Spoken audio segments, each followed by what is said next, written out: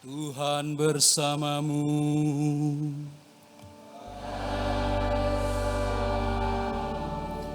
Inilah Injil Yesus Kristus menurut Yohanes.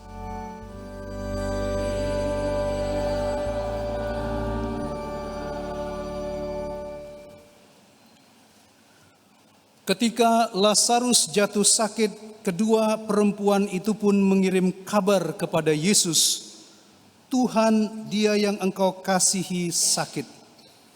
Mendengar kabar itu, Yesus berkata, "Penyakit itu tidak akan membawa kematian, tetapi akan menyatakan kemuliaan Allah, supaya melalui penyakit itu Putra Allah dimuliakan." Yesus memang mengasihi Marta dan saudaranya serta Lazarus. Namun setelah didengarnya bahwa Lazarus sakit, ia sengaja tinggal 2 hari lagi di tempat ia berada. Tetapi sesudah itu dia berkata kepada murid-muridnya, "Mari kita kembali lagi ke Yudea." Ketika Yesus tiba di Betania, didapatinya Lazarus telah 4 hari terbaring di dalam kubur. Ketika Marta mendengar bahwa Yesus datang, ia pergi menemui dia, tetapi Maria tinggal di rumah. Lalu kata Marta kepada Yesus, "Tuhan, sekiranya engkau ada di sini, saudaraku pasti tidak mati. Tetapi sekarang pun aku tahu bahwa Allah akan memberikan kepadamu segala sesuatu yang engkau minta kepadanya." Kata Yesus kepada Marta, "Saudaramu akan bangkit." Kata Marta kepadanya, "Aku tahu bahwa ia akan bangkit pada waktu orang-orang bangkit pada akhir zaman." Jawab Yesus, "Akulah kebangkitan dan hidup. Siapa saja yang percaya kepadaku, ia akan hidup walaupun sudah mati.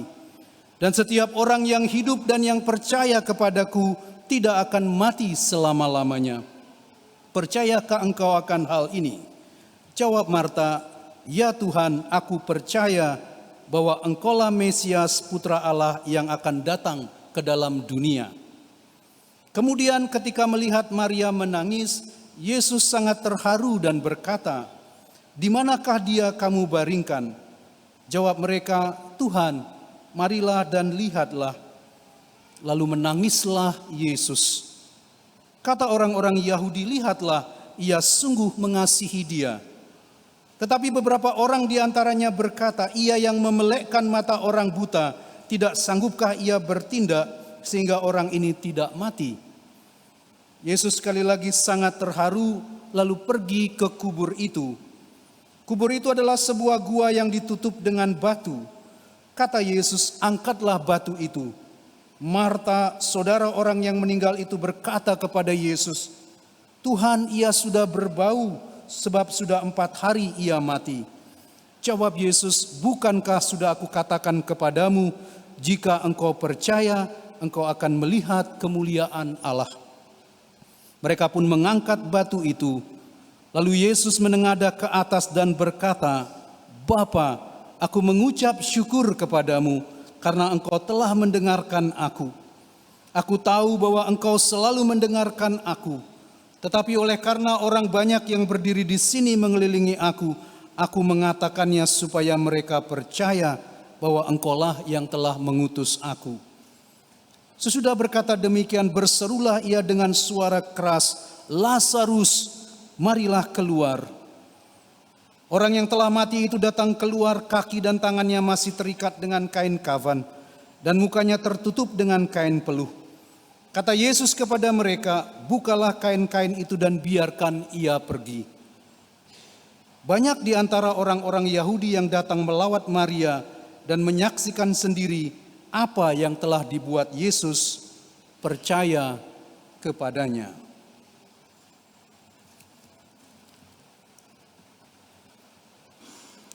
Demikianlah sabda Tuhan.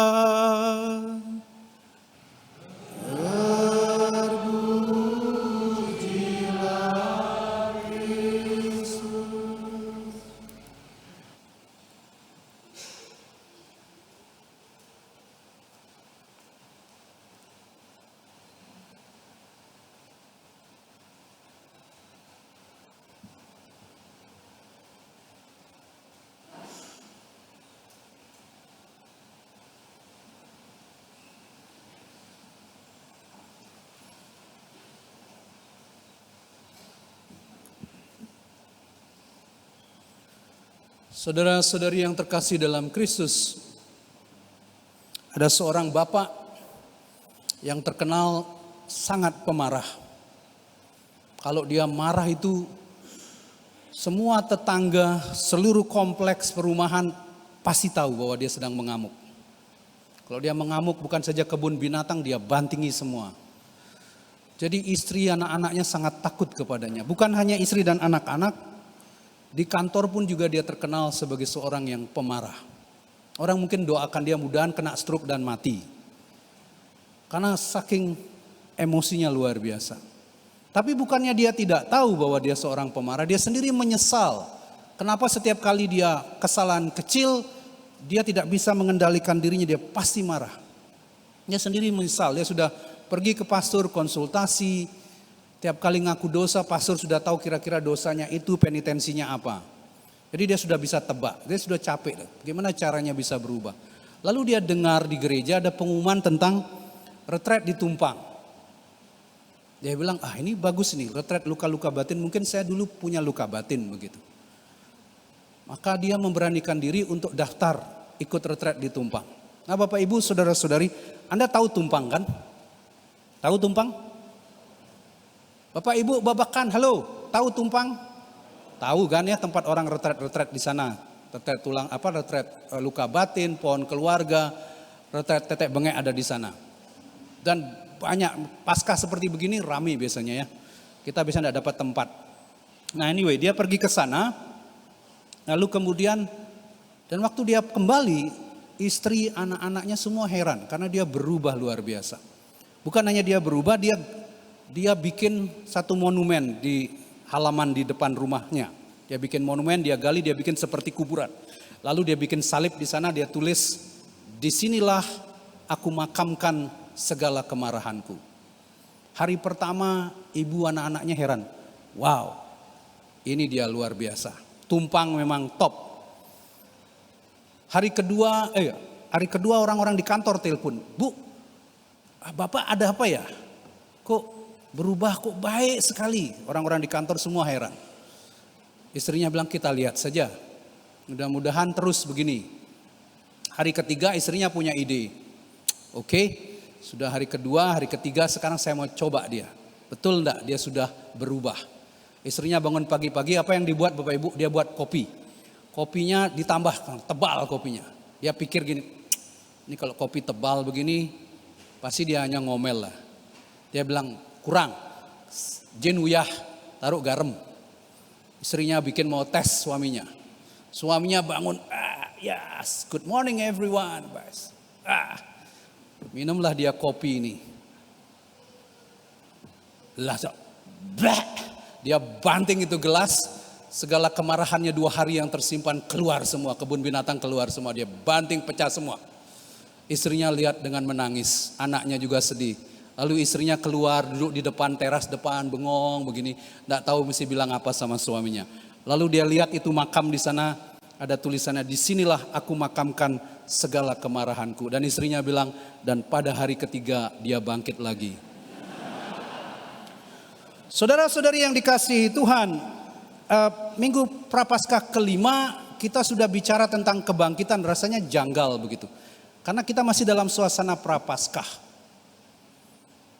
Karena Paskah nanti kita akan bicara tentang kebangkitan. Tapi minggu kelima ini kita sudah disodori bacaan tentang kebangkitan. Kebangkitan Lazarus. Saya cerita bahwa pastor itu biasanya ada keluarga Betania. Betania itu seperti keluarga yang dekat di hati. Gitu. Susah sama orang Katolik gitu. Karena apa? Kalau romonya pergi ke sana terus dia bilang, itu aja yang dia pilih. Seperti Yesus juga punya teman. Jadi jangan dikira Yesus tuh hidupnya tidak menikah lalu semua sama. Nah, dia punya teman, dia biasa pergi ke tempat itu. Namanya Betania. Nah di Betania ini tinggal 3 orang bersaudara. Maria, Marta dan Lazarus, 3 orang bersaudara. Mereka tidak menikah. Jadi orang-orang yang hidupnya single jangan takut. Di Alkitab pun ada juga sahabat-sahabat Yesus yang single. Mereka tidak menikah, mereka bukan pastor, mereka bukan suster, mereka tidak menikah. Panggilan hidup single. Mereka menjadi teman Yesus. Kan dikatakan di dalam Alkitab, Yesus biasa pergi ke tempat itu. Yesus biasa datang di situ, Yesus biasa makan di situ. Di rumah itu. Ya seperti Betania, tempat di mana Yesus merasa at home. Wah, dia sudah punya pasturan, kenapa lagi mesti ke sana? Baca Alkitab makanya, biar Anda tahu. Yesus punya sahabat-sahabat juga. Saya punya rumah Betania di Palasari waktu saya menjalani top di sana. Saya kaget karena rumah itu tidak seperti yang saya kenal. Si anak menuduh bapaknya memakai dukun, bapaknya menuduh si anak pakai dukun. Saya, apa ini? Tidak ada lagi komunikasi, tidak bicara satu sama lain. Bapak Ibu saudara-saudari, sangat disayangkan bahwa itu banyak kali terjadi dengan keluarga-keluarga kita juga. Dalam puisi yang ditulis oleh Virgilius, seorang sastrawan Roma sebelum Masehi, dia menceritakan ada seorang raja yang begitu kejam. Jadi hukuman yang dijatuhkan untuk seorang kriminal itu dengan mengikat dia. Jadi kriminal ini diikat mukanya berhadapan satu sama lain dengan mayat. Bayangkan Anda hidup diikat dengan mayat, muka dengan muka, tangan dengan tangan. Bayangkan, itu hukuman yang sadis sekali. Raja ini begitu kejam, jadi orang dihukum, dirantai bersama dengan mayat. Anda hidup dengan mayat gimana rasanya? Belum kita ngomong bau ya. Saya menyaksikan kremasi di Tuke depan seminari itu, dadongnya meninggal, lalu dikremasi di pengkolan itu, di kubu itu. Habis itu 3 hari saya tidak berani makan karena lihat didorong pakai bambu gitu. Itu baru lihat orang kremasi, ini kita hidup dengan mayat. Baunya seperti apa? Itu gambaran yang paling mengerikan. Lama-lama jiwanya mati jiwa orang ini. Badannya hidup tapi jiwanya mati. Dia hidup dengan mayat. Sadis cara hukumannya seperti itu.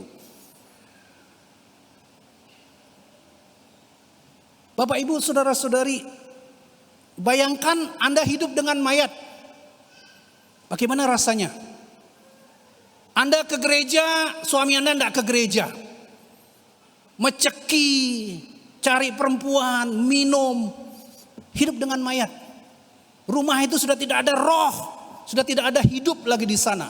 Itu seperti orang yang dihukum karena perkawinan Katolik tidak mengenal perceraian. Anda seperti dirantai dengan mayat. Tidak pernah ada komunikasi, lama-lama jiwa Anda mati. Saya ketemu dengan seorang ibu waktu saya kembali dari Irlandia tahun 2003. Menceritakan betapa frustasinya dia sebagai seorang istri. Dia tidak tahu lagi gimana caranya Romo dengan suami saya. Lalu berapa minggu kemudian ketemu lagi, dia bilang saya lebih baik mati Romo. Oh sampai bilang begitu dia. Saya lebih baik mati.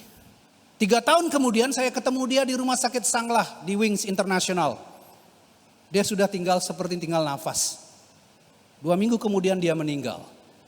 Jadi ketika Anda mengatakan lebih baik saya mati, jiwa Anda pelan-pelan mati. Yang tersisa hanya badan yang hidup. Keluarga-keluarga Kristiani mengalami kematian seperti ini. Dan kasihan karena kalian harus hidup di dalam perkawinan yang tidak bisa diceraikan. Itu seperti kalian dirantai hidup dengan mayat. Istrinya mau kemana, suaminya mau kemana, anak-anaknya kemana, tidak tahu. Itu seperti orang yang hidup dengan mayat. Sadis. Maka kasihan sekali. Pada hari ini kalau kita dengar suara Yesus, Lazarus bangun. Dia berkata kepada kita semua Bapak Ibu, kepada keluarga-keluarga kita, bangkit. Anda yang hidup di dalam kematian, bangkit kembali. Hidup di dalam roh Tuhan. Kenapa bacaan hari ini bicara tentang kebangkitan? Karena kita akan merayakan Paskah. Jadi bacaan hari ini mengantisipasi perayaan Paskah kebangkitan Yesus. Orang yang sudah mati itu bangkit kembali. Kenapa 4 hari? Karena biasanya 3 hari itu masih ada kemungkinan bangkit. Saya punya satu pengalaman Bapak Ibu. Di Inggris itu dokter masih tetap harus periksa, mengupayakan walaupun dia sudah meninggal di perjalanan ke rumah sakit. Dokter wajib untuk memberikan pertolongan. Walaupun orang bilang dia sudah mati, masih tetap diberikan kemungkinan dia bisa bangkit kembali. Terjadi satu kejadian, sudah dinyatakan meninggal di perjalanan ke rumah sakit. Dokter ini terkenal orangnya punya iman. Tolong mudah-mudahan Tuhan bisa bantu, saya kan cuma membantu. Jadi diberikan pertolongan lagi di rumah sakit. 15 menit bangun orang ini. Bangun dia bilang, ini kisah nyata Bapak Ibu. Bangun dia bilang, I wish I still be there. Saya berharap saya masih di sana. Dokternya bilang, apa itu? Di sana tamannya bagus, tempatnya bagus. Saya harap saya masih ada di sana. Saya bangun kok ada di sini sekarang. Jadi Anda yang tidak percaya surga itu nyata, ini satu pengalaman. Orang di Inggris kan banyak yang sudah tidak percaya. Ini satu pengalaman. Surga itu ada. Ini orang ini mengalami 15 menit dia dapat kesempatan ada di sana. Dia lihat, begitu bangun, kok saya masih di sini? Yang saya lihat itu taman bagus sekali. I wish I could be there. Saya harap saya masih ada di sana. Kenapa kamu bangunkan saya? Ini sama seperti orang, saya Romo Roni bangun di pasturan, wah surga, buka mata, benu dibabakan. Ya kan? Pengalaman kedua waktu COVID, saya dipanggil ke rumah sakit karena salah satu prodiakon, di sini sebut prodiakon ya. Di sana tidak ada istilah prodiakon, adanya itu pelayan ekaristi. Salah satu Eucharistic minister kita itu sakit kanker. Dulu rajin melayani, kemudian kena kanker, waktu COVID tidak boleh dikunjungi, tapi rumah sakit mengizinkan saya datang. Jadi lengkapi semua, pakai alat semua, masuk. Lalu saya bawa cotton bud itu, pembersih telinga itu, kapas, oleskan di minyak. Karena tidak boleh sentuh kan. Tapi pengalaman itu sangat-sangat luar biasa untuk saya. Saya tanya dia, are you ready? Anything else you want to say? Mau bilang apa lagi? Dia pikir begini, nothing really. Dia bilang enggak ada. Udah semua saya omong. You want to say something about your family? No, not really. Dia bilang enggak, sudah semua.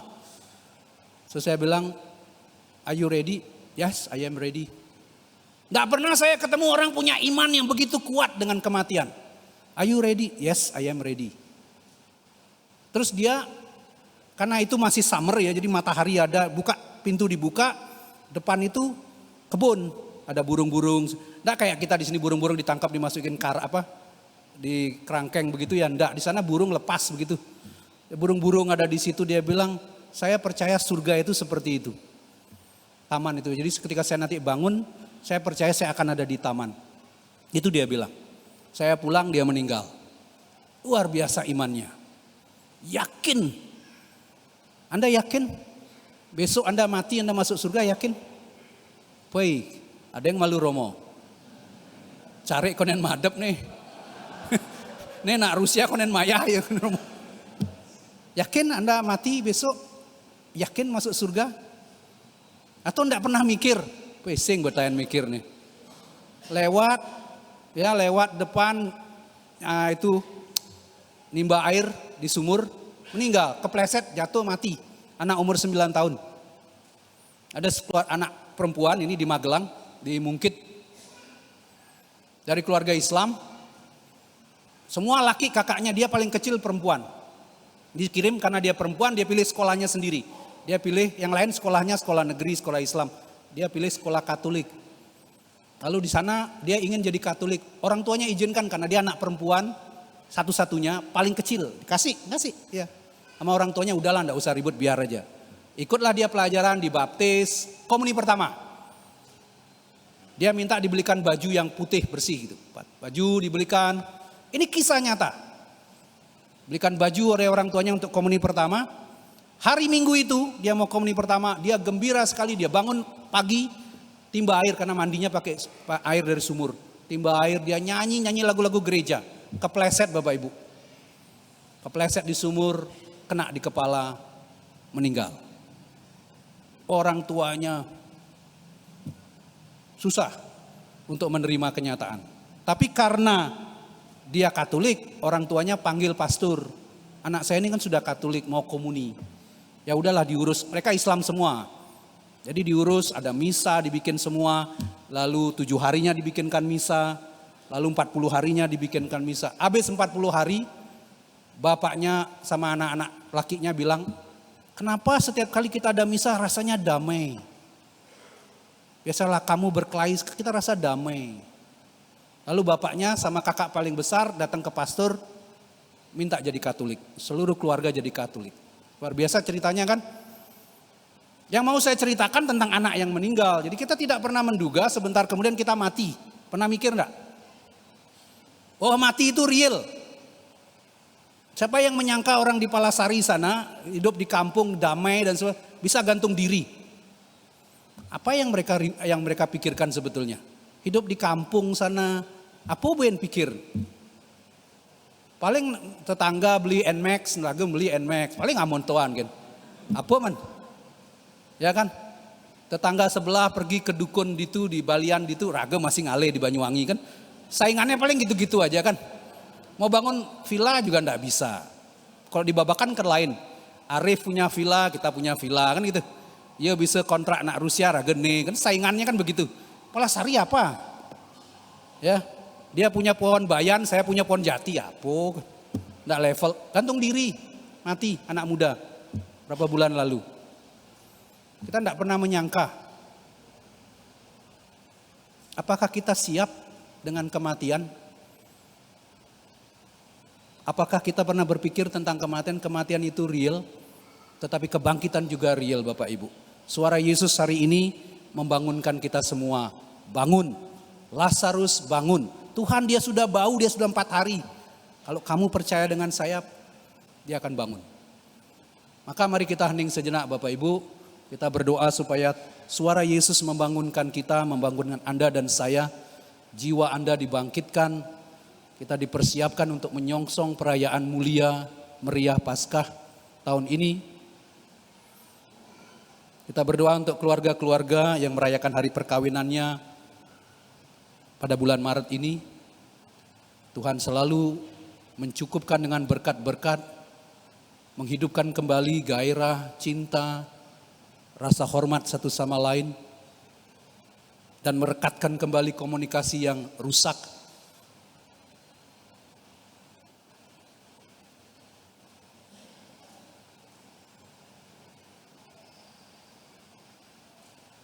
Kita bangkit berdiri, kita nyatakan kembali iman kepercayaan kita.